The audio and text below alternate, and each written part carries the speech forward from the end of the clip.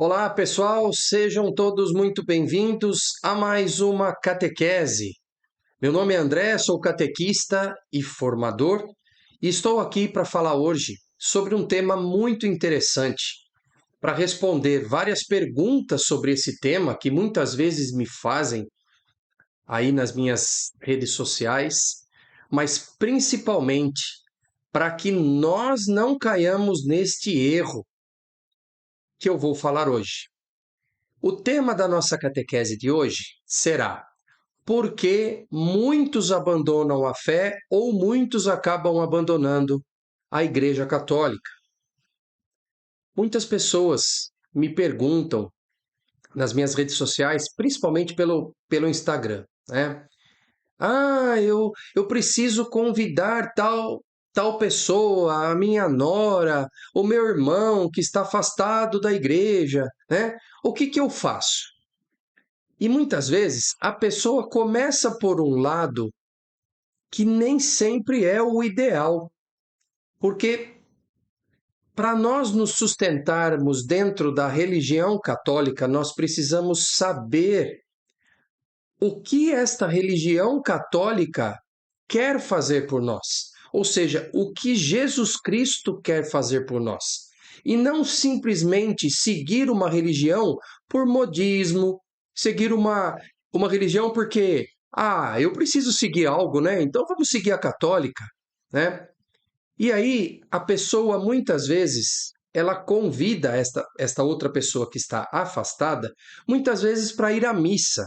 Olha, eu vou começar aqui, eu sei que não é o tema muito da catequese de hoje, mas olha, eu sinceramente não sei se convidar uma pessoa que está afastada da igreja ou nunca foi na igreja, eu não acho uma boa começar pela missa. Primeiro, se essa pessoa não é batizada, ela não pode ir na missa. A missa, ela é feita para os batizados. E segundo, para uma pessoa que está muito tempo afastada, muito provavelmente esta pessoa carece de catequese. E se você pede para ela ir à missa, muito provavelmente, primeiro, ela não pode comungar. Então, como é que você vai falar para ela caso essa pessoa seja batizada? Como que você vai chegar para ela e falar assim: olha, vamos na missa comigo, mas você não pode comungar, tá bom? Porque você faz tempo que você não se confessa, você deve estar em pecado mortal. A pessoa desiste. A pessoa fala: poxa, mas peraí, você quer me convidar para algo, sendo que eu não posso fazer parte da comunhão, né? Porque a pessoa não entende. Ou então as pessoas começam a colocar julgos pesados nas pessoas. Você tem que ir à missa, você tem que rezar, você tem que confessar. Se a pessoa não entende o porquê ela tem que fazer isso, ela acaba desistindo, ou então nem vai para a igreja. Então, André, o que eu faço se eu quero convidar alguém para voltar para a igreja? Catequese. Para quem? De quem? Você mesmo. Dê um livro para essa pessoa. Pode ser um livro de um santo, livro de Santa Teresinha, livro de São João da Cruz, livro de Santa Teresa d'Ávila, ao qual iremos falar hoje. Primeiro, uma catequese. Primeiro, uma catequese para que a pessoa entenda o que ela deve fazer parte. Ou seja, ir à Igreja Católica não é ir a um clube, não é fazer parte de um clubinho. Ir à Igreja Católica, com todo respeito às denominações cristãs co-irmãs, nossa, não é ir no culto do pastor. É muito diferente. A fé entre eles e a nossa fé, apesar de ser todas em Jesus Cristo, mas como nós vivemos a fé e como eles vivem a fé é a forma diferente. Então, participar da Igreja Católica Apostólica Romana é um pouco diferente. Então, se você quer chamar alguém, a primeira coisa é catequizar. E aí, Deus vai entrar através dessa catequese, através da palavra, entrar na alma dessa pessoa para que ela queira de corpo e alma aquilo. Não só queira porque, eu quero porque todo mundo vai. Não. tem um sentido muito mais profundo, certo? Quando a base ela é feita e a pessoa começa a participar da igreja com uma base sólida, dificilmente ela abandona. Mas o tema dessa catequese de hoje é por que muitas pessoas abandonam a igreja e a fé. É sobre isso que eu quero falar hoje com vocês nessa catequese. Se você não assistiu, eu vou deixar um card aqui em cima. Olha, catequese sobre o pecado original. E na semana passada, uma outra catequese aqui, que eu vou pôr aqui num card, ou aqui, eu não sei que lado que vai aparecer. Eu faço uma comparação entre o deserto de quando os hebreus abandonaram o Egito, né? Eles foram libertos do Egito, atravessaram o Mar Vermelho e ficaram 40 anos no deserto. O que isso significa para nós? Se você não assistiu, foi uma catequese belíssima, muitos gostaram. Então, tá aqui o card, tá? Pecado original e na semana passada o deserto das nossas vidas. Como Deus age no deserto das nossas vidas. Porque tem tudo a ver com a nossa catequese de hoje. Por quê? Deus vai agir na vida daquele que responde ao seu sim e vai na igreja, mas ele pede algo em troca. E é isso que nós vamos ver hoje. O que Deus nos pede em troca para que nós ganhemos a vida eterna? Então, assim, como princípio fundamental para a gente entender, senão tudo que eu falar aqui não vai servir para nada. Nós precisamos entender primeiro por que nós estamos caminhando na Igreja Católica Apostólica Romana. Primeiro, porque é a igreja que nós acreditamos ser fundada por Jesus Cristo. Ah, André, mas como é que você sabe que é a igreja fundada por Cristo? Porque eu ouço de muita gente por aí dizendo que Cristo não quis fundar uma igreja. Poxa, nós temos muitos versículos da Bíblia dizendo, e segundo o nosso entendimento, que Cristo quis sim fundar uma igreja. E essa igreja é o corpo místico de Cristo. Então nós, católicos, batizados, fazemos parte do corpo místico de Cristo através da Igreja Católica. Tá? Pedro, tu és pedra, e sobre esta pedra edificarei a minha igreja. Então, poxa, se Cristo não quis dizer isso quando ele disse edificarei a minha igreja em Pedro, eu não sei o que a gente pode dizer, né? No final do Evangelho de São João, quando Jesus já está ressuscitado e aparece ali na praia, né, para os 12, ele diz assim, aliás, para os 11, né? Judas já não estava. Ele diz assim, ele pergunta 3 vezes para Pedro, Pedro, tu me amas? Aí, sim, Senhor, eu te amo, apacenta as minhas ovelhas. Né? Por que 3 vezes? Porque Pedro negou o Cristo 3 vezes, então ele quis chamar a atenção, olha, você me negou 3 vezes, agora você vai dizer 3 vezes que me ama, e eu vou pedir para você apacentar as minhas ovelhas. Como? Sendo o primeiro chefe da igreja, o primeiro papa. Então, nós, por tradição apostólica e por doutrina católica, nós católicos acreditamos que Jesus Cristo, o Verbo encarnado de Deus, veio à Terra para morrer por todos nós, redimir os nossos pecados e fundar uma igreja. Por que fundar uma igreja? Porque ele queria, que os seus ensinamentos continuassem com os apóstolos. A missão foi dada, é muito clara. Quando Jesus disse, né, ele começa a dizer que o Filho do Homem vai cair na mão dos pecadores, ele terá que sofrer, ele será crucificado, né? Mas eu vos envio como cordeiro no meio de lobos. Ide por todo mundo, pregai o evangelho a toda criatura. Aquele que crer e for batizado será salvo. Aquele que não crer será condenado. Então, a Igreja Católica é a continuação da missão de Cristo na Terra. Quando Cristo morreu, a missão dele não acabou. A missão dele só começou. Quando Cristo morreu na cruz por nós, ele nos abriu a porta para o paraíso. Nós não devemos entender a morte e a ressurreição de Cristo como um decreto para nossos pecados, tá bom? Muita gente de outras denominações cristãs entendem dessa forma. Cristo morreu, derramou seu sangue por nós e está tudo feito, nossos pecados estão todos perdoados, está tudo certo, não precisa fazer mais nada. Nós, católicos, não cremos nessa doutrina. Nós cremos que, com a morte e a ressurreição, né, de Jesus, nós temos uma porta para o céu e os nossos pecados podem ser perdoados. Eles podem. Antes não poderiam. Antes de Cristo morrer na cruz. Agora, eles podem. Ah, André, mas o que eu preciso fazer, né, para ser perdoado? Arrepender e crer no Evangelho.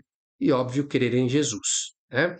No Evangelho de São Marcos, isso fica muito claro, porque a chave de leitura do Evangelho de São Marcos é esse: arrepender e crer.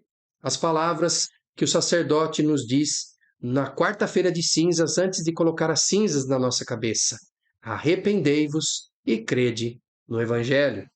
Então, se nós nos arrependemos dos nossos pecados e nós recorrermos ao sacramento da reconciliação, nossos pecados estão perdoados. Mas qual é a missão, então, da igreja, que é a continuação da missão de Cristo? Levar o Evangelho a toda a criatura. Veja, se Cristo, ao morrer na cruz e ter derramado o sangue pelos pecados de toda a humanidade, que foi, a gente sabe que foi o sacrifício perfeito. Esse sacrifício não se restringiu só aos judeus, mas a toda a humanidade de todos os tempos. Senão, não seria um sacrifício perfeito. Correto? Temos que estar de acordo. Ou seja, o sangue de Cristo, ele foi derramado por todos os homens, todas as mulheres, de toda a humanidade. Porque senão não seria um sacrifício perfeito. Mas, se só o fato de Cristo ter morrido, isso já fosse suficiente para a nossa salvação, por que a igreja iria continuar? Por que Cristo iria pedir para pregar o evangelho a toda a criatura? Na época de Cristo eles falavam pregar, chegar com a igreja e pregar nos confins da terra, que na época de Cristo os confins da terra era Roma, porque Roma era muito distante e Roma era o centro do mundo na época. Roma dominava o mundo na sua época. Então, se somente, né, não que o sacrifício por si só não bastasse, não é isso, mas nós precisamos aderir a essa salvação. E é isso que nós estamos fazendo dentro da Igreja Católica. Cristo abriu a porta do paraíso. Cristo criou a ponte entre nós e Deus, mas quem atravessa essa ponte somos nós. Antes não tínhamos ponte. Era nós aqui e Deus aqui. Criou-se um abismo entre nós por causa do nosso pecado. Cristo construiu essa ponte. E graças a essa ponte, que é o perdão dos nossos pecados, nós temos que atravessar a ponte. A adesão a esse projeto de Cristo é o que nós temos que fazer. Não é mágica, gente. Não é decreto. Cristo morreu na cruz e está decretado que todos estão salvos. Não é desta forma. De repente, se fosse dessa forma, seria muito mais fácil. Mas não é. Por isso que Cristo disse, olha, eu inaugurei aqui o tempo final, é o tempo da igreja, certo? Quando Cristo morreu e ascendeu aos céus, este período entre ele ascender aos céus e ele vir a sua segunda vinda, que será na parousia, nós chamamos de tempo da misericórdia, que é o tempo da igreja. Então, gente, acorda, povo, acorda. Nós estamos vivendo um tempo que muitas pessoas do Antigo Testamento gostariam de ter vivido e não viveram. Muitos profetas anunciaram esse tempo que nós estamos vivendo e não viveram. Por quê? Se nós dividirmos a história, a origem, né?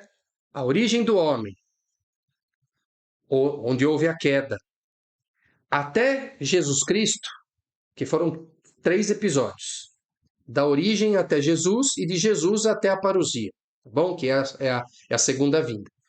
Dentro desses 3 episódios, nós temos, primeiro, da origem e queda do homem até Jesus Cristo, é o tempo da promessa.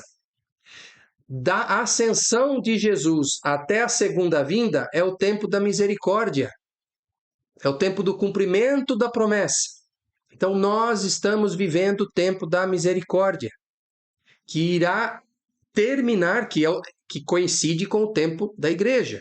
Jesus inaugura através da cruz, com a lança que rasga o seu lado, onde Jesus ali lança sangue e água, que significam o batismo e a Eucaristia. Ele inaugura a Igreja Católica. Né? Fazendo uma breve comparação. Quando Deus fez Adão, o primeiro homem, do lado de Adão surgiu Eva. E os filhos de Adão e Eva são representados por nós, os filhos do pecado. Ok? A geração decaída. Adão, do lado Eva, e os filhos, geração decaída. Veio Jesus Cristo, inaugurou uma nova humanidade. Quem entra pelo batismo e participa da Eucaristia, que é o seu corpo, faz parte da igreja. O que é a igreja? O Cristo, que é o novo Adão, que do lado do novo Adão saiu sangue e água, que é a igreja, e cujos seus filhos somos nós, agora passados pelo batismo. Então, nós somos criaturas novas. Vocês conseguem entender? Adão e Eva, geração caída. Cristo e a igreja, nós que estávamos decaídos, passamos por Cristo pelas águas do batismo e agora somos uma nova raça, uma nova geração. Por isso que nós temos que estar ligados à Igreja Católica Apostólica Romana. Extra ecclesiam nulla salus. Fora da igreja não há salvação. Porque se você está fora da igreja e não é batizado, você não faz parte do corpo místico de Cristo. E se você, mesmo batizado, se afasta da igreja católica, se afasta dos mandamentos, se afasta dos sacramentos, você está fora do corpo de Cristo. Bom? Ah, André, então quem não é batizado, quem é de outra religião, um muçulmano, por exemplo, não se salva? Sim e não. Existe a possibilidade da salvação. O próprio catecismo da Igreja Católica diz que essas pessoas, elas podem entrar no céu de uma outra forma, mas a forma ordinária, né? Eu não vou entrar no mérito aqui hoje, senão a gente não acaba a nossa catequese. Tá? Mas não é a forma ordinária de se chegar ao céu. A forma ordinária é batizar e ficar na Igreja Católica Apostólica Romana. Tá bom? Os outros podem? Podem, mas por uma via torta. Eu não iria por uma via torta. Né? Por exemplo, eu sou de Jundiaí, tá bom? Quem é de São Paulo e vai até Campinas, o caminho mais rápido e mais fácil é sair de São Paulo, passar por Jundiaí e até Campinas. Tá bom? Eu posso sair de São Paulo, ir para o Rio de Janeiro, ir para a Bahia, ir para o Amazonas, depois descer, passar pelo Mato Grosso, passar por vários estados e chegar em Campinas. Tá bom? Agora, qual que é o caminho mais fácil? Caminho mais rápido? Caminho mais seguro? Sair de São Paulo, passar por Jundiaí e ir até Campinas? Ou sair de São Paulo e ir até o Amazonas e voltar? Entenderam? Basicamente é isso que acontece com quem não é da Igreja Católica. Ponto. Outra coisa que nós temos que estar em mente. Então, assim, para fixar, ok? Nós estamos na Igreja Católica porque nós cremos que Jesus Cristo é o único Salvador, que ele deu a vida por nós. Não há salvação fora de Jesus e eu preciso fazer parte da Igreja Católica para aderir ao corpo místico de Cristo. Eu preciso estar agarrado em Cristo, porque o dia que eu morrer é ele que vai me puxar para o céu. Tá bom? Se eu estou fora de Cristo, como é que Cristo vai me puxar para o céu? Se eu estou em Cristo, através da Igreja, que é o corpo místico de Cristo, Jesus me arrasta para o céu. Ok? Muito bem.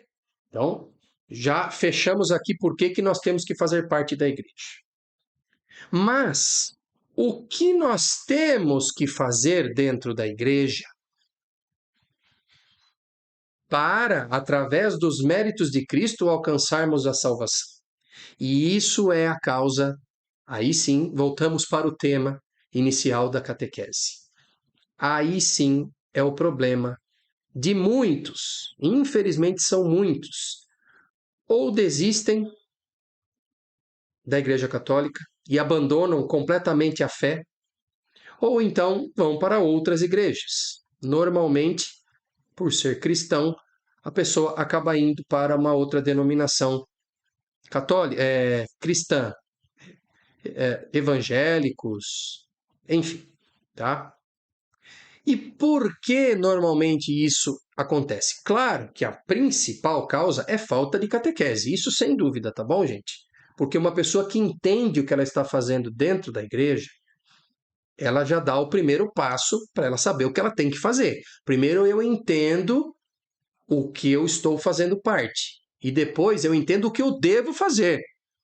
Porque participar, volto a falar, participar da Igreja Católica não é fazer parte de um clubinho onde eu vou lá no clube e pago a minha mensalidade, ou seja, na igreja eu pago o meu dízimo e eu não preciso fazer mais nada. Eu posso frequentar a igreja como eu frequento o clube. Eu vou quando eu quero, eu faço o que eu quero. Um dia eu vou na quadra, um dia eu vou na piscina, um dia eu vou na sauna. Não, não é assim que funciona.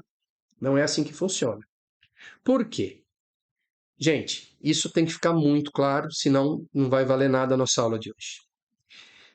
Deus, ele nos atrai para a igreja. Ele embute dentro, né, da nossa alma uma certa curiosidade sobre ele. Isso é nato, isso está na nossa alma. Nós temos uma curiosidade sobre Deus. Isso é da nossa alma, faz parte do ser humano. Por isso que o ser humano desde sempre fez as perguntas, né? Quem sou eu? De onde eu vim? Para onde eu vou? Isso foi Deus que colocou dentro do ser humano. Porque essas respostas suscitam para que você chegue até Deus. De onde eu vim? Eu vim de Deus. E para onde eu vou? Eu vou para Deus. Né? Eu estou aqui de passagem, como diz a primeira epístola de São Pedro, né? Caríssimos estrangeiros. Ele chama ali os destinatários da carta de estrangeiros. Por que estrangeiros? Porque nós estamos aqui numa terra que não é nossa. Nosso destino principal não é esse, é o céu. Não é? Então, Deus nos suscita para que nós tenhamos essa curiosidade sobre Ele, para que nós o conheçamos mais. Infelizmente, nós gastamos muito desse dom da curiosidade com besteiras, né? Com internet, ficar pesquisando muita coisa, ficar às vezes estudando, não que estudar não seja bom, gente, mas estudando coisas que não levam o nosso a engrandecer a nossa alma, sabe? Você estuda assuntos que são irrelevantes, sabe? Tem gente que fica, às vezes, especialista em coisas que, sabe? Você vê a pessoa falando, nossa, mas e daí? Você vai usar isso aí para quê? Né? Então, Deus ele suscita em nós essa curiosidade. Para quê? Para que a gente o conheça, para que a gente vá até Ele. E isso de ir até Jesus, ir até Deus, nós chamamos de santidade. Então não existe, gente, não existe pessoas dentro da igreja que não queiram atingir a santidade, ou não deveria existir. Vocês vão ouvir uma musiquinha de gás aqui, tá, pessoal? Mas eu não vou parar minha gravação, não tem jeito. Então, nós estamos na igreja, já nos diz a grande doutora da igreja, Santa Teresa d'Ávila. Nós estamos dentro da igreja para sermos santos, porque só santo entra no céu. Quem não é santo não entra no céu. André, então eu não vou entrar no céu porque vai ser difícil ser santo. Calma, calma. Se nós não conseguirmos alcançar a santidade aqui na terra, mas também nós não deixamos a nossa fé, né? Nós não deixamos de acreditar, mas nós simplesmente não conseguimos chegar à santidade aqui na terra, existe um tempo chamado de purgatório. Quando a pessoa morre, se ela não está pronta, se ela não está santa ainda, ela passa pelo purgatório e depois do purgatório ela vai para o céu. Mas essa não é a ideia, tá bom? Eu quero que fique bem claro. A ideia nossa aqui é, Santa Teresa d'Ávila é bem enfática. Todos nós fomos chamados à santidade. Todos. Não é só Santa Teresa d'Ávila, Santo Antônio, São Pedro, São Paulo, Santo André, São João. Não, todos. A diferença é que estes são reconhecidos pela igreja e eles deram o seu sim completamente à santidade. Que é isso que nós temos que fazer. Nós temos que usar os santos como modelos para nós de santidade. Certo? Nós não devemos adorar santos. Venerar, sim. Adorar é só a Deus. Mas eles são para nós o quê? Exemplos de vida. Por que eu vou estudar uma história do Padre Pio, por exemplo? O Padre Pio foi um exemplo de santidade. Sabe? Se eu fizer aqui o que ele fez, provavelmente eu vou para o céu também. Claro que o exemplo principal, ele é Jesus. Ok, vamos seguir Jesus. Mas os santos estão aí para falar, olha, gente, eu segui Jesus assim. Então, se você fizer assim, vai dar certo. Santa Rita de Cássia, entre muitos que nós conhecemos, né? Enfim. Então, tem que ficar muito claro. Nós estamos participando da Igreja Católica Apostólica Romana para fazermos o nosso caminho de conversão, que é sairmos do pecado e chegarmos até a santidade. E aí, aonde que o pessoal enrosca? Onde que o pessoal enrosca? Perdão. Onde que o pessoal enrosca? Que é o tema da nossa catequese de hoje.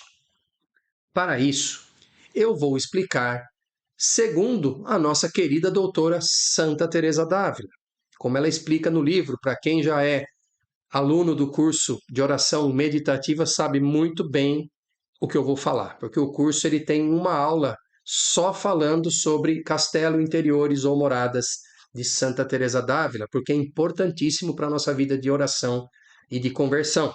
Se você ainda não conhece esse curso, quem é membro do canal do YouTube, Catequese de Adultos, desse canal, membro é aquele que paga o valor de R$ 7,99 por mês. Então eu faço esse convite para você. Se você quiser me ajudar com R$ 7,99 por mês, é só clicar. Deve ter algum botãozinho aí perto do like, perto do compartilhar, escrito Seja Membro.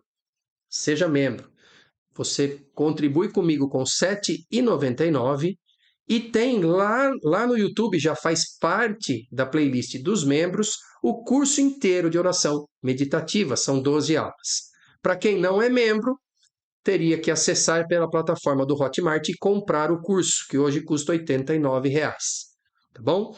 O link para a plataforma do Hotmart, para quem quiser pagar e fazer o curso, eu vou colocar aqui na descrição do vídeo, tá bom? R$ 89,90, pode fazer até em 3 vezes e tem lá os 12 módulos. Mas enfim, passou a propaganda, vamos voltar.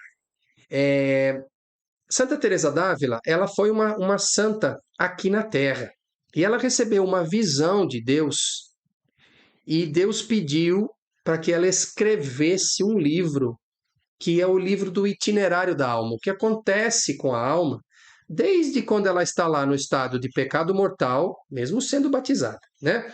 Pecado mortal até a santidade. E aí ela diz isso para o confessor dela, na época, né? Santa Teresa d'Ávila é do século XVI. E o confessor disse: não, você deve escrever. E ela mesmo contra, né, ela fala: olha, eu não sou a favor disso, que eu não sou digna, né, de escrever isso, mas por obediência eu vou fazer. E ela escreveu o livro que chama Castelo Interior ou Moradas. Inclusive, gente, no site catequesedeadultos.com.br tem uma página lá só sobre as obras, perdão, de Santa Teresa d'Ávila. Tem o Livro da Vida, tem o Castelo Interior, tem várias obras lá para download gratuito. Vou deixar o link também na descrição do vídeo, tá bom? Você baixa lá, tem o Castelo Interior, tem o Livro da Vida, tem, acho que são 7 obras que eu tenho lá. Download gratuito, tá bom? Tá na descrição. Então, Santa Teresa d'Ávila, o que ela faz? Por obediência, ela vai e ela escreve e sai essa obra, chamado Castelo Interior ou Moradas. E lá ela explica, vamos mostrar aqui, ó. Ela explica o seguinte: isso é só uma figura, tá, pessoal? E o que acontece?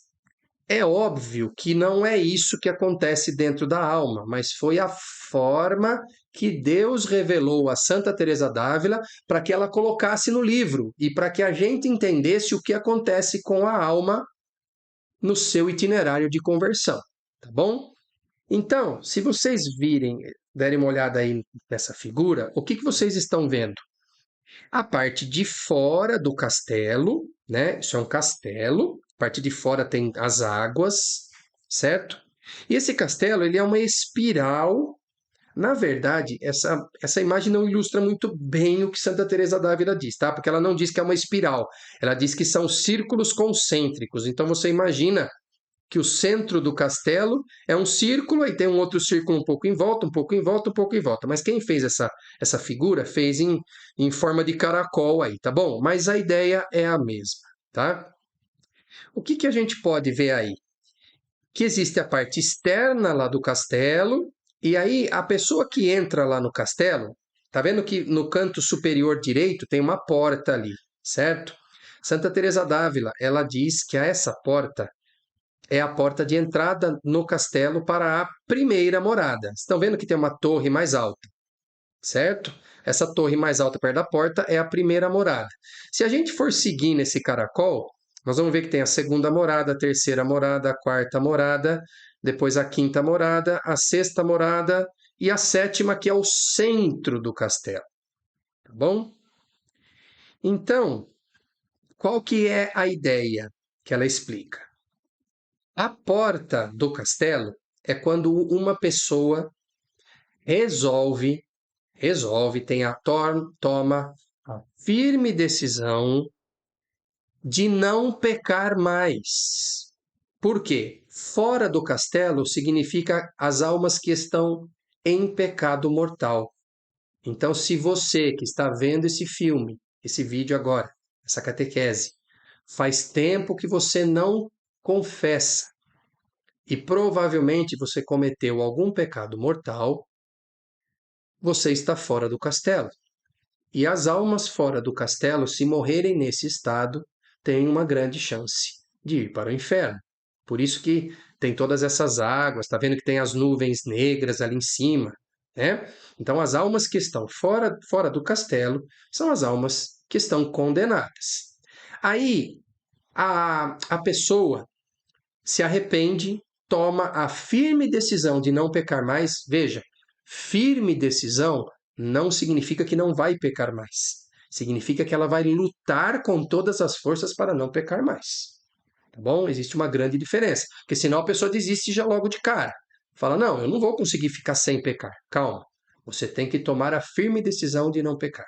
Vai, faz uma confissão, de preferência de toda a sua vida, mesmo daquilo que você já confessou, da infância, de tudo.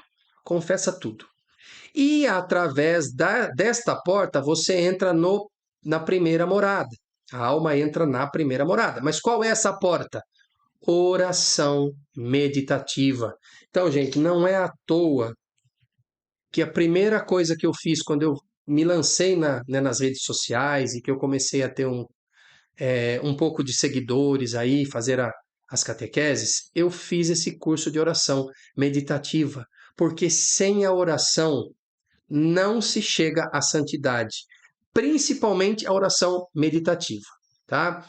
Só para esclarecer, a oração ela possui 3 graus. A oração vocal, que é a oração que a gente aprende de criança. Ave Maria, Pai Nosso, oração vocal, a gente fala. Aí temos a oração meditativa, que é essa que eu ensino, e a oração contemplativa. A contemplativa é para quem está nos estágios mais avançados, é uma oração um pouco diferente. Então, por isso que eu nem cito, tá bom? Mas a oração meditativa ela é fundamental para quem quer ganhar o céu. Então, é por isso que a primeira coisa que eu fiz foi um curso de oração meditativa, porque sem ela não chegamos ao céu, tá bom? Então, a porta das moradas, né, da primeira morada e entre uma morada e outra é a oração. Bom? Aí, pessoal, nós vamos entender o seguinte, olha, são 7 moradas, certo? Eu não vou ter tempo aqui, nem é o tema da aula de hoje, mas eu vou falar basicamente de uma morada, porque é o tema que nos interessa hoje, para a gente entender por que muitas pessoas desistem da igreja, tá bom?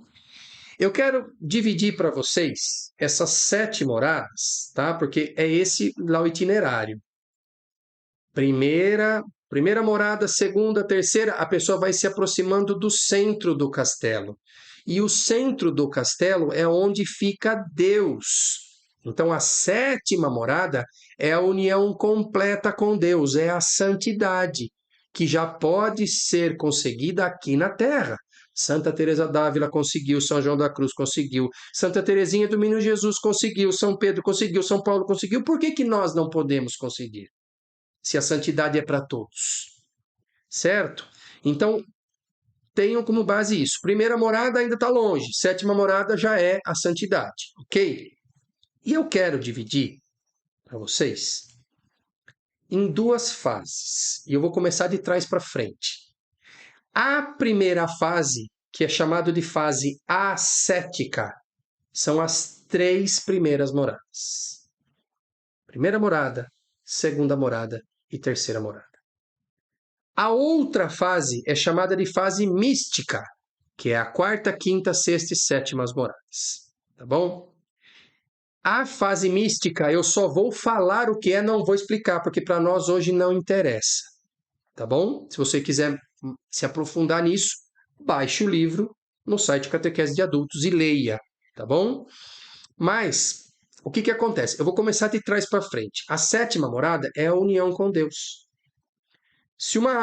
Quando uma alma atinge a 7ª morada, a alma conseguiu chegar, porque o núcleo da nossa alma, sabe que a nossa alma veio de Deus. O núcleo da nossa alma está Deus. Está Deus.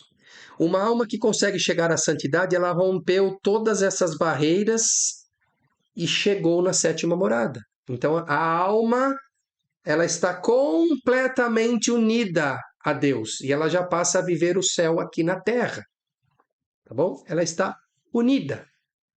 A 6ª morada é quase isso, seria como se fosse um namoro.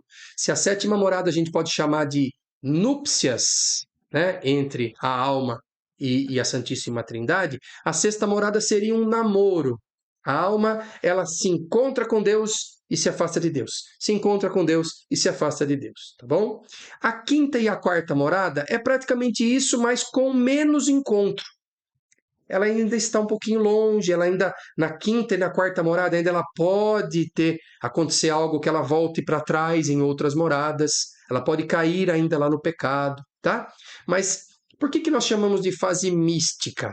Porque na 4ª, 5ª, 6ª e 7ª moradas, o esforço já não é tanto da pessoa e da alma, ela já fez o esforço principal nas 3 primeiras, que eu vou explicar depois, tá?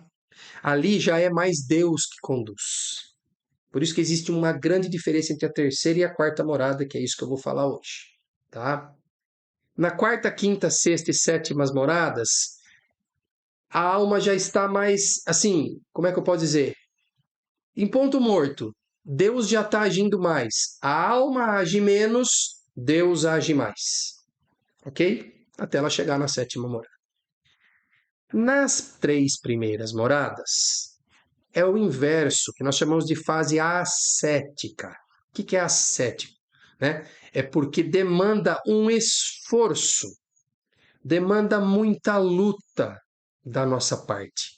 Nós lutamos mais do que Deus faz a parte dele. Claro que a gente só consegue andar para frente nas fases porque Deus dá a graça de nós fazermos isso. Tudo é graça de Deus, tá bom? Senão aqui estaríamos sendo pelagianos, falando que depende de nós. Não.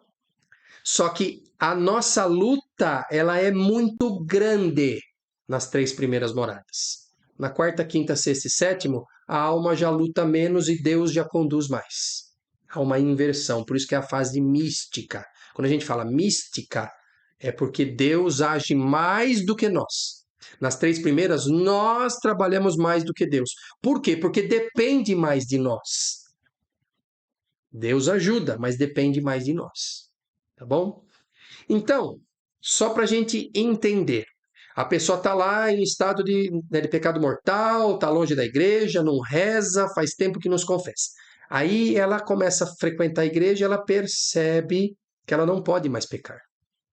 Tá vendo? Porque a catequese e as missas que ela foi indo, ela percebeu, Deus conseguiu entrar dentro lá da cabecinha dela e falar assim: olha, se você morrer nesse estado, você vai para o inferno, filho.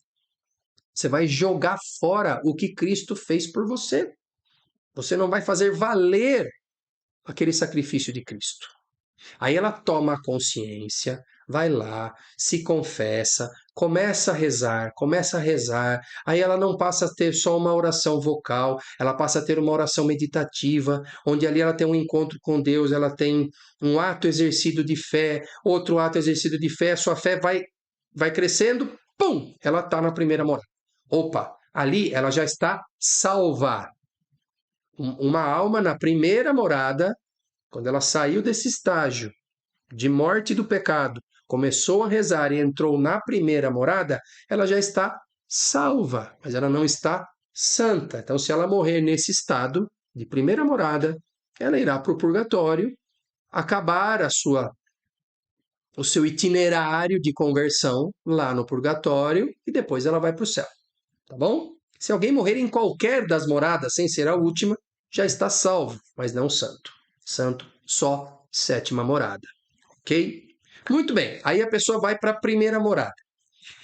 Santa Teresa d'Ávila, ela caracteriza mais ou menos a primeira morada como uma luta contra os pecados mortais.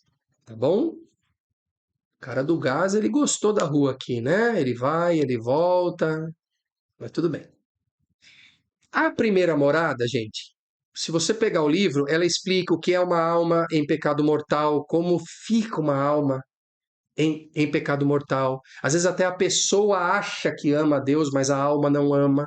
Uma coisa triste de ver, tá bom? Triste no sentido assim de ver uma alma em estado de pecado mortal, tá bom?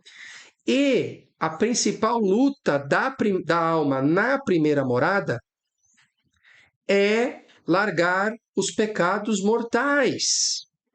Então, a principal característica da primeira morada é a pessoa passar a não pecar mais mortalmente. Tá bom? Então, o que ela vai fazendo? Ela vai. Então, ela se confessou, ela rezou, ela entrou lá na primeira morada. Aí lá, ela começa a tomar consciência: puxa, isso que eu faço, que para mim não era nada, né? É pecado mortal. Olha, eu vou dar um exemplo aqui só, tá, pessoal?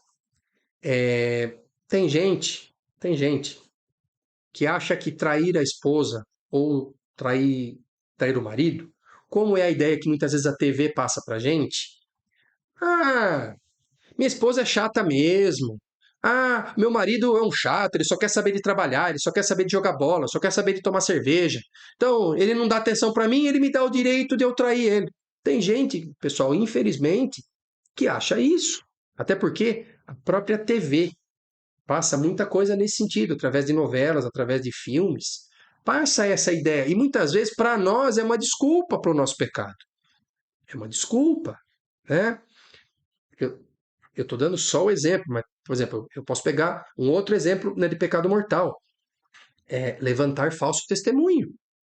Qual a diferença de uma mentirinha e de um falso testemunho? E tem gente que vive na mentira, e mente aqui, e mente lá, e fala mal, né, de uma pessoa, mas mente, e aí vai, né? Então, a primeira morada, gente, ela é caracterizada pela pessoa tomar consciência do pecado mortal, porque Deus é inteligentíssimo em sua infinita misericórdia. E primeira coisa que ele quer da pessoa é que ela saia do estado de pecado mortal e que ela volte o menos possível.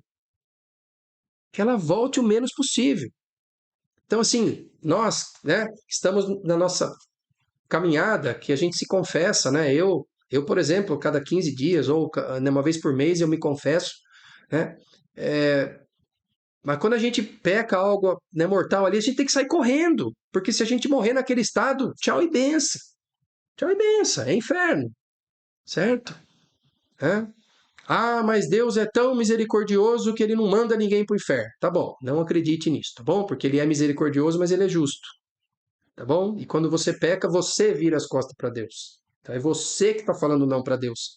Quando você peca mortalmente, quando uma pessoa, não vou falar você que é chato, quando uma pessoa peca mortalmente, ela está virando as costas para Deus. Deus está falando assim: não faz isso, vem para mim. E a alma em pecado mortal fala assim: não quero, não quero.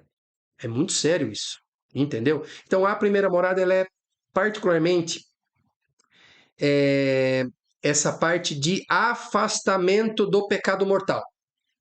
Quando a pessoa, através da oração, através da comunhão, né, ela vai percebendo os seus pecados mortais e ela vai deixando a vida de pecado mortal, automaticamente ela entra numa segunda morada. Bom, percebo que não é uma coisa assim, gente, tá na primeira, daqui a pouco tá na segunda. Não, existe uma transição. E claro, isso é uma classificação, é um livro, né? Mas a gente pode entender didaticamente que a primeira morada seria isso, uma luta contra os pecados mortais, tá bom? Aí a pessoa vai, reza, vai na missa, e ela deixa lá os pecados mortais. Ela peca muito de vez em quando, ela cai lá num pecado mortal. Quando ela peca, ela já corre para a igreja. Muito bem. Essa segunda fase é caracterizada como segunda morada, que ali ela vai lutar, ela vai continuar lutando contra os pecados mortais, mas agora ela vai começar a lutar também contra os veniais. Porque os veniais, apesar de não levar a uma morte, ela rompe com a caridade, ela não rompe, perdão, com a caridade, mas ela arranha. E aí a gente começa a perceber que os nossos pecadinhos, isso na segunda morada, tá, gente? Que os nossos pecadinhos, eles ferem a Jesus Cristo. Não são só os pecados mortais que, claro, rompem com a caridade, né? Nós ficamos afastados de Deus, mas os pecados veniais, eles arranham. Deus fica triste com a gente, mesmo não tendo rompido a nossa linha que nos une, que é a caridade. Tá bom? Então, na segunda morada, a segunda morada caracteriza-se pelo quê? Por uma luta da alma contra os pecados veniais. Contra os veniais, tá? Os pecadinhos, né, do dia a dia. Ah, eu falo lá um palavrão. Você cai na consciência, fala assim: não, eu não posso falar palavrão. Deus não quer que eu fale palavrão. Então eu não vou falar palavrão porque eu amo Jesus, né? E a gula. Ah, o que tem de eu comer de vez em quando aí, me empanturrar, encher de cerveja? Não, não. Deus não quer isso para você. É um pecado venial. A gula, dependendo do que você fizer, ele é um pecado venial, né? Não, eu não quero. Se Jesus não quer isso para mim, eu também não quero. Então, na segunda morada, a luta é contra os pecados veniais. Gente, eu não estou falando que você não peca mais, entendeu? Mas passa a ser menos. Você começa a odiar o pecado, a odiar tudo aquilo que Deus não quer na sua vida. Tá bom? Aí, quando você praticamente deixa a vida de pecado mortal e de pecado venial, você entra na terceira morada. Isso com oração, hein, gente? Isso não é mágica, tá bom? Isso não é mágica. através de muita oração, através de missa, de comunhão, e oração meditativa, e terço, você vai evoluindo. Quando uma alma, então, já quase não peca mortalmente, já quase não peca venialmente, ela entra na terceira morada. E aí, pessoal, ó, depois de 50 minutos, é o grande X da questão da aula de hoje, tá? Volto lá na primeira pergunta. Por que que muitas pessoas desistem da Igreja Católica ou desistem da fé? Vamos lá. Primeira resposta. Muitas vezes, por falta de catequese, a pessoa não sabe que ela tem que passar por esse itinerário. Ela não sabe que ela tem que ser santa. Ela não sabe que ela tem que deixar a vida de pecado. Quer dizer, até sabe, mas Deus me ama de qualquer jeito, sabe? E aí, gente, participar da igreja, participar de missa, participar de uma comunidade, participar de movimentos dentro da igreja, o pessoal é do catecumenato, é do ECC, é do RCC, ajuda na ornamentação, ajuda nos vicentinos, ajuda aqui, ajuda lá, passa a não ter sentido mais para ela. Porque às vezes a pessoa se aproxima por causa de uma chama que foi acendida, acesa. Por exemplo, eu conheço várias pessoas que fizeram o ECC, Encontro de Casais com Cristo. Eu mesmo fiz, né? E isso foi muito importante na minha vida de igreja e na minha vida de casado, tá bom? Mas eu conheço muitos casais que fizeram o encontro, saíram maravilhados, né? São 3 dias, sexta, sábado e domingo. Nossa, saiu domingo, eu quero amar a Deus sobre todas as coisas, e vai, e monta equipe, e vai e trabalha. Só que a pessoa não rega essa florzinha que foi plantada. E ao longo dos anos, passa a não fazer mais sentido. Aí começa a cansar, aí tem muito compromisso dentro da igreja, aí tem que ficar indo em reunião, aí tem que ficar indo em reunião de pastoral, reunião com o padre, e missa, e confessar.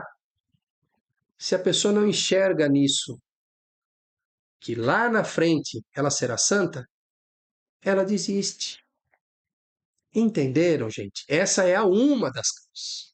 Uma das causas.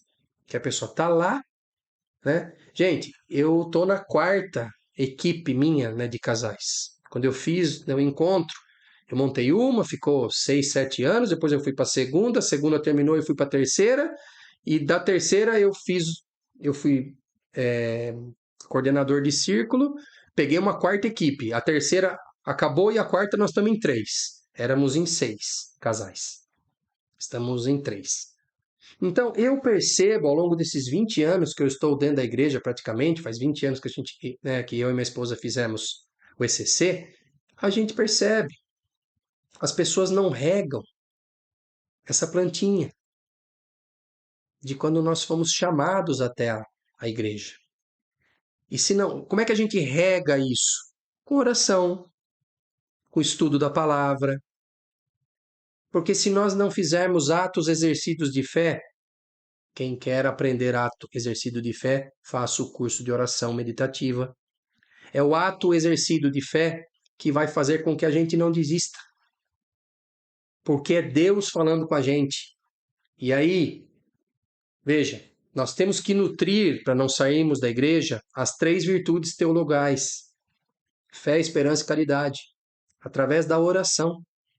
Não é mágico, gente. É através da oração. Deus que vai nos dar a fé. Mas temos que rezar.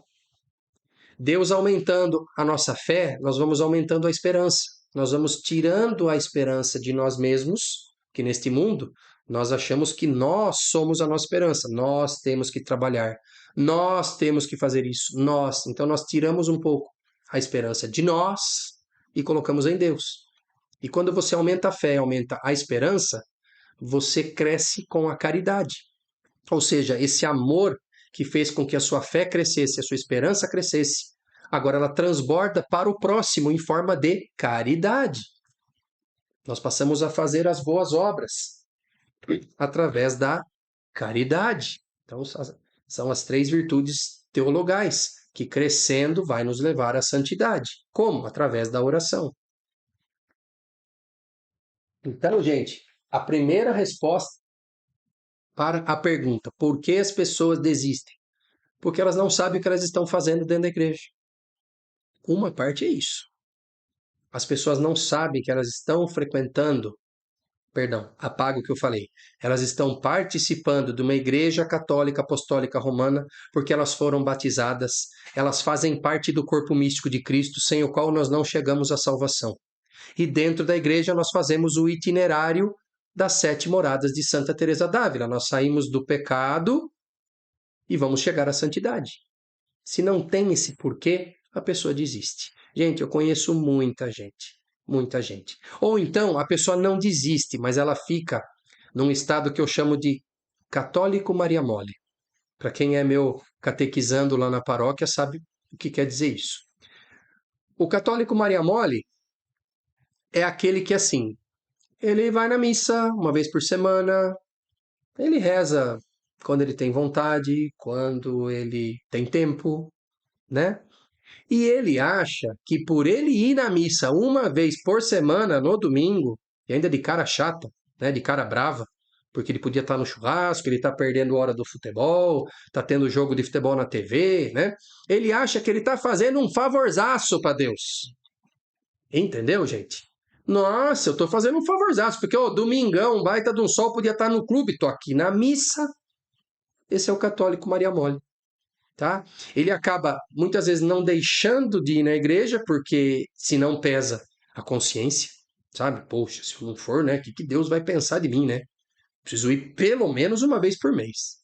Perdão, pelo menos uma vez por semana, né? Senão o que Deus vai pensar de mim, né?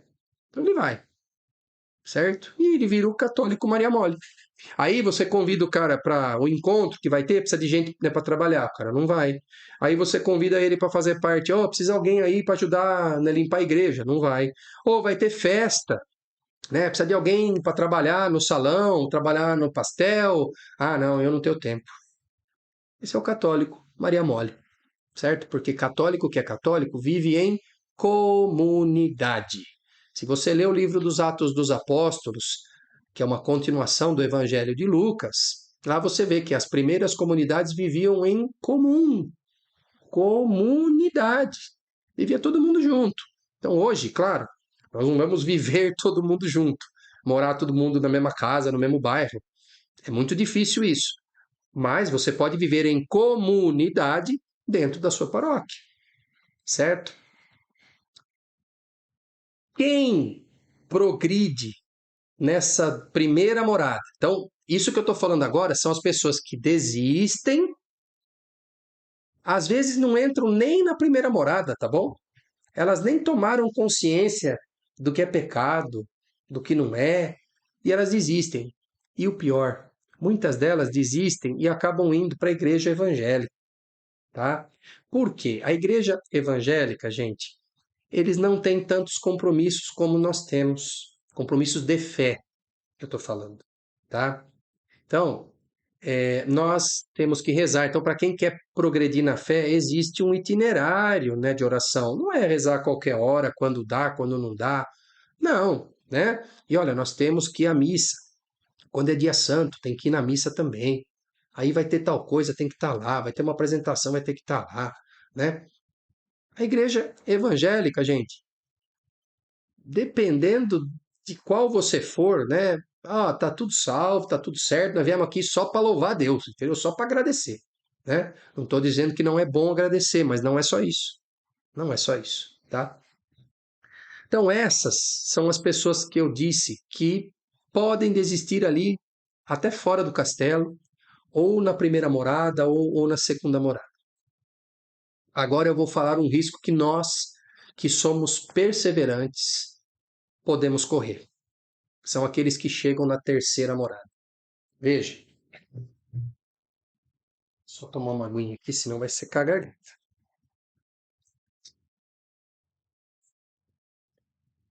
Veja, gente, uma alma que chega na terceira morada, oh, coisa boa, hein? Ela já largou os pecados mortais, já largou os pecados veniais e chegou na terceira morada. Já é uma alma praticamente avançada perto da grande e imensa maioria dos católicos. Tá bom? Enfim, da terceira para a quarta morada existe um gargalo muito grande. Só para vocês terem uma ideia, gente, Santa Teresa d'Ávila empacou na terceira morada durante 33 anos. Para vocês verem como a terceira morada não é brincadeira, tá bom? Santa Teresinha passou rapidinho, tá? Segundo aí os estudiosos de Santa Teresinha do Menino Jesus, com 17 anos, quando ela entrou no Carmelo, que ela precisou de uma permissão especial até do Papa, porque ela era menor de idade. Ela entrou para o Carmelo de Lisieux com 17 anos, ela já deveria estar na quinta morada. Ou seja, Santa Teresinha provavelmente ela atingiu a quarta morada com seus 14, 15 anos. Já Santa Teresa d'Ávila precisou de 33 anos para passar da terceira para a quarta. Isso, primeira coisa, mostra-nos o quê? Que da terceira para a quarta morada não depende só de nós. Você vai passar para a quarta morada quando Deus quiser. Entenderam, gente? Da primeira para a segunda depende de você. Ó, entrar no castelo depende de você. Da primeira para a segunda depende de você largar os pecados mortais e rezar. Da segunda para a terceira depende de você rezar e largar os pecados veniais. Da terceira para a quarta depende de você e depende de Deus. Então não dá para falar assim, olha, entrei na terceira morada agora, hoje é dia 9 de outubro, lá para dezembro eu estou na quarta morada, né? Porque aí já não depende só de você, tá bom? Por quê?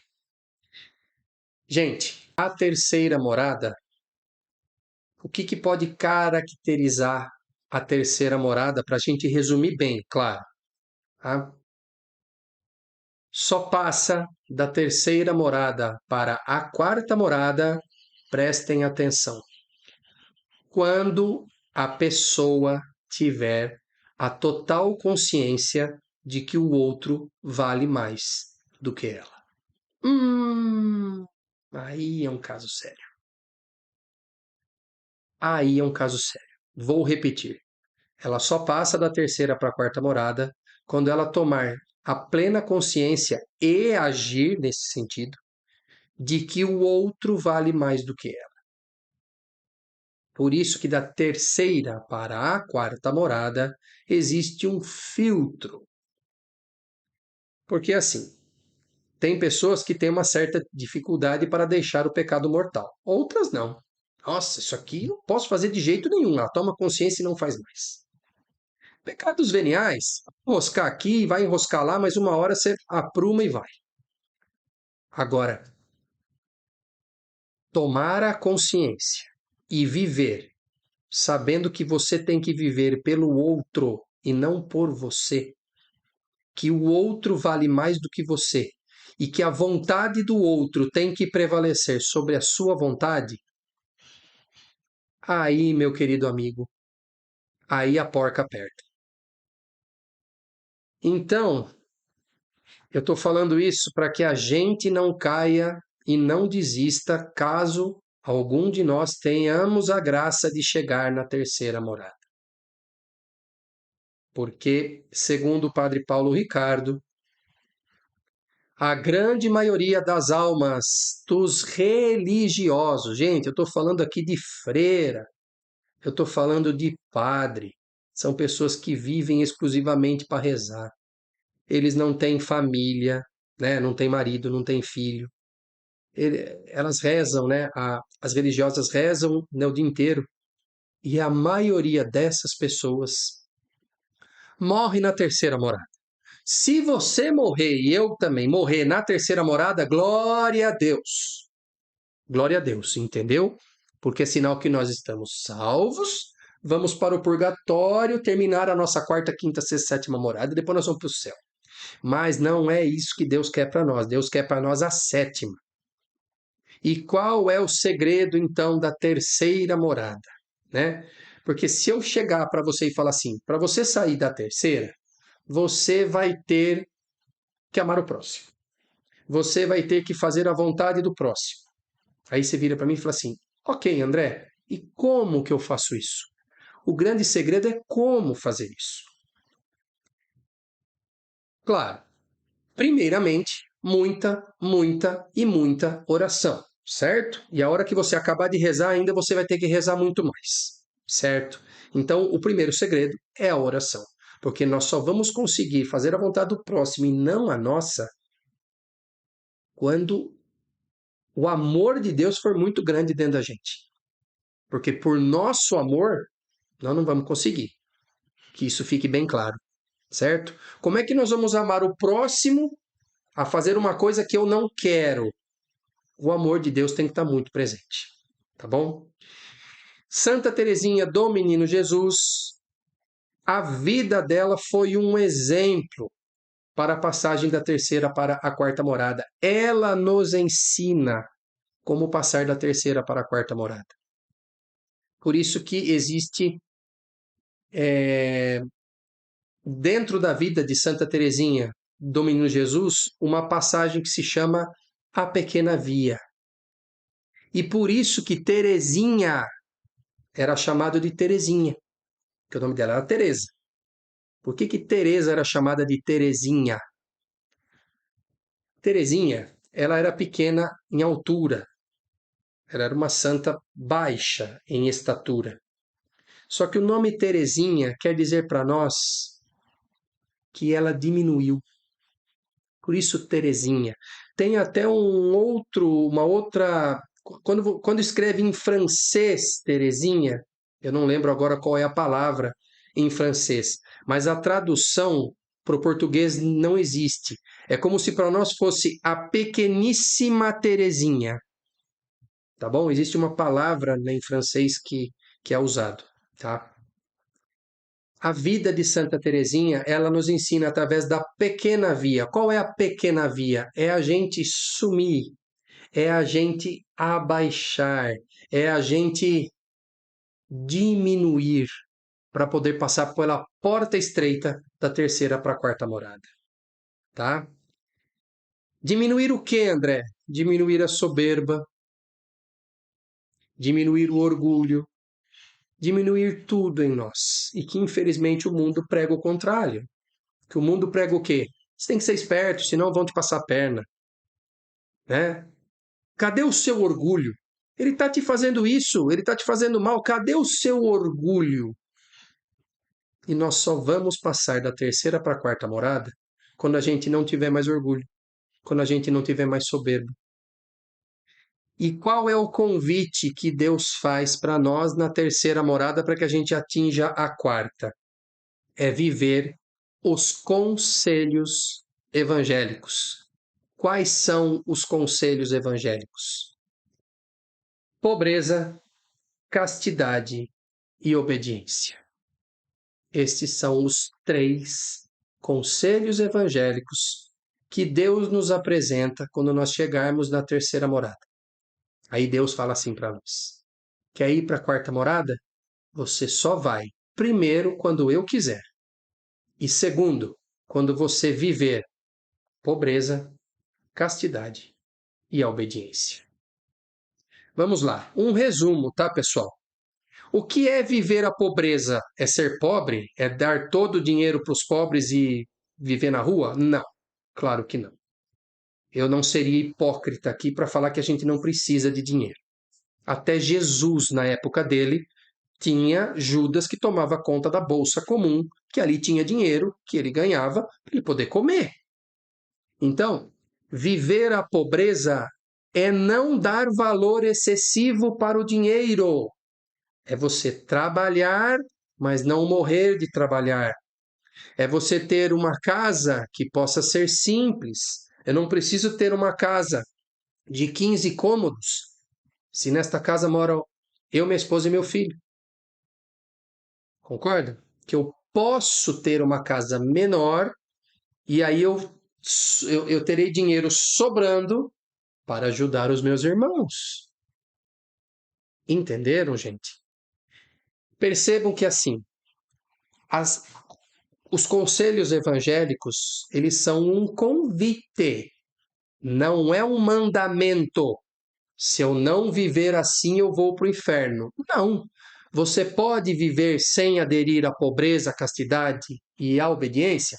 Pode. Se você largar os pecados mortais e os veniais, você já vai para o céu. Quer dizer, você será salvo, mas você irá para o purgatório. Fazer a mais. Ser santo não é aquele da média 5, não é aquele que cumpre tabela, é aquele que faz mais. Então, quando Deus faz o convite na terceira morada para viver a pobreza, a castidade e a obediência, é o algo mais que Deus pede para nós. Então, pobreza é não dar excessivo valor para dinheiro. Trabalhar demais e não dar suporte para sua família em casa. É não ficar com seu filho, não ficar com a sua esposa, porque você trabalha demais. Por quê? Porque você precisa de dinheiro. Então, viver a pobreza é você se contentar com o que você tem, não viver no luxo, viver bem, porque com certeza Deus vai te dar a mais do que você precisa, e esse a mais você vai ajudar as outras pessoas. Isso é viver o conselho evangélico da pobreza. Castidade. Muito bem. Nós vivemos num mundo hoje onde a castidade ela não é bem vista, tá bom? Porque passam para nós uma ideia de que o ser humano precisa de sexo, tá? Precisa de sexo. Só um parênteses aqui. Uma vez eu estava fazendo uma terapia com o psicólogo e nós entramos nesse assunto de castidade, né? E o meu psicólogo se diz católico, ele disse assim: não, mas o sexo é uma necessidade do ser humano. Eu falei: olha, nesse ponto aqui nós não vamos poder conversar, tá bom? Porque sexo não é uma necessidade do ser humano. O ser humano vive muito bem sem sexo, tá bom? O grande problema é que hoje houve uma banalização do sexo, tá? O sexo, ele foi criado por Deus para ser uma coisa boa, excelente, com a bênção de Deus dentro do matrimônio, para a procriação, tá bom? Então, por que que o casamento ele tem que ser consumado na cama conjugal? Porque ali, veja, ocorre uma comunhão. Na missa, o que que acontece?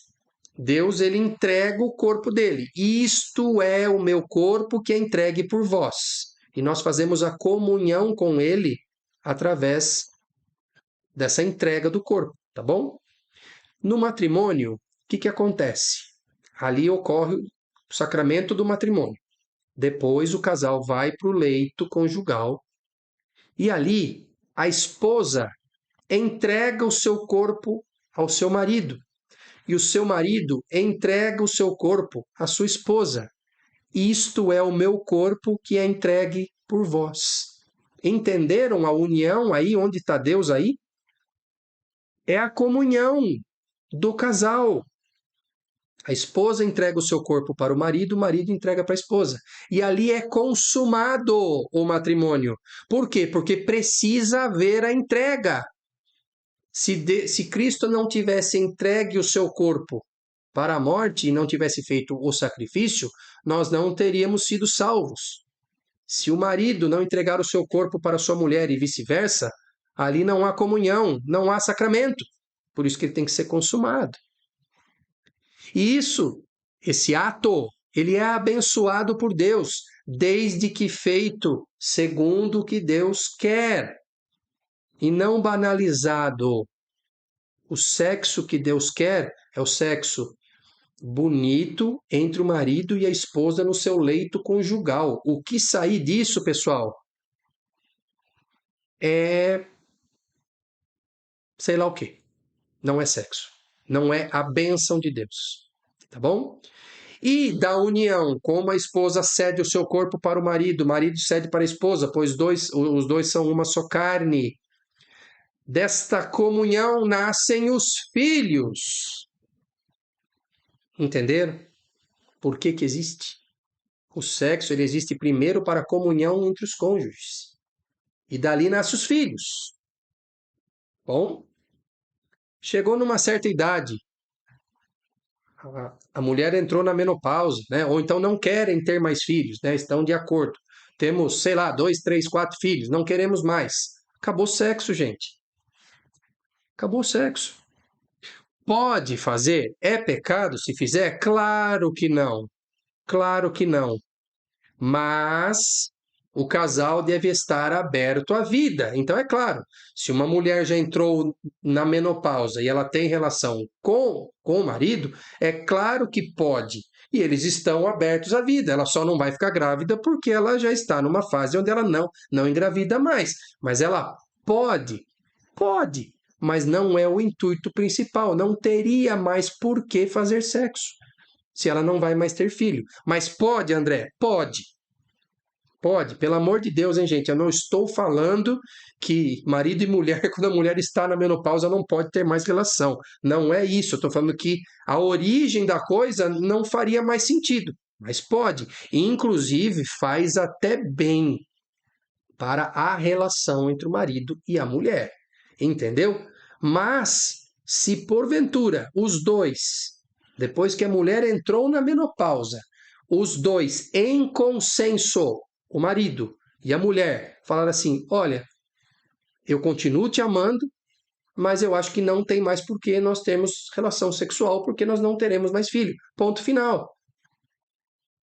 O casal está dando um plus a mais para Deus. Entenderam, gente? Isso é viver a castidade. Enquanto a mulher é fértil, o homem é fértil, os dois estão tendo relação e são abertos à vida. A hora que não tem mais como ter filhos ali, fazem um voto de castidade. Olha, não tem mais por que ter filho, nós vamos oferecer a nossa castidade a Deus. Qual que é o problema? Ah, André, mas tá casado, nós vamos ter relação. Ok, continue tendo. Faz parte. Mas aquele que der a castidade está dando um passo a mais. Para quem é solteiro, viver a castidade. Aí é ponto pacífico, né, gente? Aí a gente não tem o que discutir. Né? Para o solteiro ou para a viúva que não casou de novo, viva a castidade. Aí não tenha mais relação. É isso que Deus convida a gente. E obediência, que é, é o terceiro conselho evangélico. Obediência. Obediência do quê? Do que Deus quer que a gente faça. Então, o que Deus pede para a gente? Ajudar os pobres. Ah, mas eu não concordo, porque se eu vou ajudar o pobre não vai trabalhar, e ele é vagabundo, e ele fica pedindo esmola na praça, e aí eu vou ajudar o cara a ser vagabundo, porque ele não vai arrumar um emprego. O que a igreja pede? Dá esmola? Então dá esmola. Obediência. Obediência. Tá bom? Às vezes o seu padre fala alguma coisa que você fica bravo e não concorda, tá? Não estou falando em termos, né, de doutrina, tá bom? Mas às vezes o padre faz umas coisas lá que você não concorda. Vou dar um exemplo. Isso é muito comum dentro das paróquias, tá? Pô, eu sou o cara mais próximo do padre. Eu ajudo o padre, eu levo o padre quando ele precisa lá no cemitério, eu levo o padre no velório. Poxa, a hora que precisou de um coordenador de uma pastoral nova, ele chamou o fulano, não chamou eu. Aí fica bravo, aí briga com o padre, aí quer sair da paróquia. Obedece, obedece. O padre chamou o outro, ele tem o critério dele. E se o critério do padre for injusto, é o padre que vai responder perante Deus. Obedece. Não, aí a pessoa sai da paróquia, a pessoa fala mal do padre, ou então a pessoa não sai da paróquia e fica fazendo picuinha dentro da paróquia para tirar o padre da paróquia. Entendeu? Obedece. Obedece. Ah, mas eu estou sendo injustiçado na minha paróquia. Feliz de você que está sendo injustiçado, porque seu será o reino de Deus. Sermão das bem-aventuranças. Obedece e fica quieto. É isso que Deus nos convida na terceira morada. Não só na terceira morada, né, gente? Deus convida a gente sempre, mas o forte é na terceira morada. Uma pessoa que vive a pobreza, que eu já expliquei o que é, a obediência e a castidade, ela começa a enxergar Cristo no próximo. Aí ela perdoa o próximo, porque ela enxerga não uma pessoa pecadora no próximo, enxerga Cristo. Enxerga uma pessoa que precisa de Cristo. Ela passa a ajudar um pobre, não porque o pobre é um vagabundo que não quer arrumar trabalho, porque ela enxerga Jesus no pobre. E ela enxerga a misericórdia que Deus teve na sua vida por não permitir que você fosse um pobre que tivesse largado numa praça. Porque a maioria das pessoas que estão na rua, elas têm um problema social, tá? É droga, é bebida. E se você não tem esses problemas, glória a Deus, porque você poderia ter. Então você enxerga no outro Jesus. E você reconhece que Deus foi extremamente misericordioso com você, não permitindo que você passasse por aquela situação. E aí você ajuda. Entendeu, gente? Essa é a terceira morada. Quando a pessoa vive isso, os três conselhos evangélicos, não peca mais, né, ou peca muito pouco, e a hora que chegar o Kyrios, o Deus, e chegar o Kairos, que é o tempo de Deus, ele vai te empurrar para a quarta morada. Aí a quarta morada muda para a fase mística. Aí você vai viver tudo o que você viveu nas três primeiras moradas de forma mais mística, de forma mais junto de Deus. E quarta, quinta, sexta e sétima morada até a nossa santidade. Entenderam, pessoal? Então, assim, um resumão de tudo que eu falei aqui, até achei que não ia ser tão longo assim. Mas, ó, e vem vindo outro caminhão de gás, hein, pessoal? O pessoal aqui no bairro consome bastante gás. Resumindo, o que acontece? Muitas pessoas desistem da igreja porque, primeiro, não sabem o que estão fazendo lá dentro e não perseveram. Não perseveram. Então, se eu não sei o que eu estou fazendo dentro da igreja, se eu não sei que eu devo ser santo, e se eu não assumo os meus compromissos perante a comunidade, e os compromissos perante eu mesmo, de oração, de estudo da palavra, né? De pregar o evangelho, que é o que eu estou fazendo, gente. Esse canal Catequese de Adultos serve para quê? Deus está sendo tão bom comigo que eu quero passar isso para os outros. Eu quero mostrar esse Deus que é tão misericordioso e tão rico em graça na minha vida que eu quero passar para os outros. Pregai o evangelho a toda criatura. Né? Se a pessoa não percebe isso, gente, pode esquecer. Aí ela vai ficar grudada só nas leis, aí ela vai virar um fariseu. Né? Ela vai ficar só na lei. Aí eu preciso ir na missa. Qual que é o preceito? Ir na missa no domingo. Eu vou na missa lá do domingo. Qual que é o preceito? Confessar pelo menos uma vez ao ano. Eu vou confessar uma vez ao ano na época da Páscoa. Que mais? Que precisa fazer? Ah, precisa dar esmola. Precisa dar esmola. Que mais? Precisa fazer? Ah, preciso dar o dízimo. Pô, mas o dízimo também? Pô, eu já dou esmola lá. Tem que dar o dízimo também? Tá bom, tem que dar o dízimo. Então dá o dízimo. Entenderam, gente? Ela vira fariseu. Ela faz para cumprir a lei. Cumprir a lei é sempre bom, mas Jesus aprimorou a lei. Cumprir a lei com amor. Quando você cumpre a lei com amor, você vai da primeira na sétima morada de Santa Teresa d'Ávila e com certeza chegará à salvação e à santidade. É isso que Deus quer de nós. Deus quer de nós que sejamos santos. Obrigado, pessoal, por assistir essa catequese, seja hoje à noite às 20 horas, seja num outro período. Eu peço, esse conteúdo ele é muito importante, gente. Poucas pessoas sabem dessa riqueza que foi passado hoje aqui para vocês. Compartilhem esse vídeo com seus amigos da igreja, seus amigos da paróquia. Compartilhe para que mais pessoas também possam estar conosco aprendendo, né? E sendo canais de evangelização. Nós precisamos que o católico seja cada vez mais fonte de graça. E mais uma vez, estão nos links, né, na descrição, os links do canal Catequese de Adultos para baixar o livro de Santa Teresa d'Ávila e o curso de oração meditativa pela plataforma Hotmart. Tem um cupom de 10% lá, então 89 tem um cupom de 10%. E quem quiser me ajudar, tem um botãozinho aí, valeu demais, pode doar alguma coisa, ou então seja membro, R$ 7,99 por mês, me ajuda demais e passa a ter direito ao curso de oração meditativa.